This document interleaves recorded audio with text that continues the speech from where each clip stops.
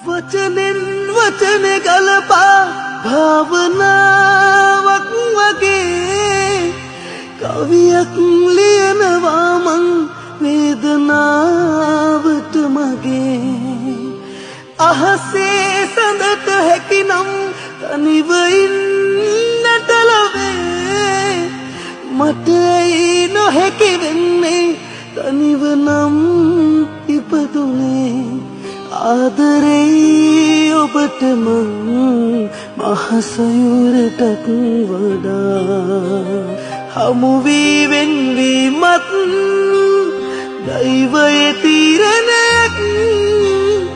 අපි ආදරේ කෙරුවත්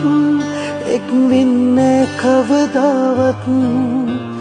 හමු වී වෙන්වීමත් දෛවයේ තීරණයක් අපි ආදරේ කෙරුවත් එක් වෙන්නේ කවදාවත්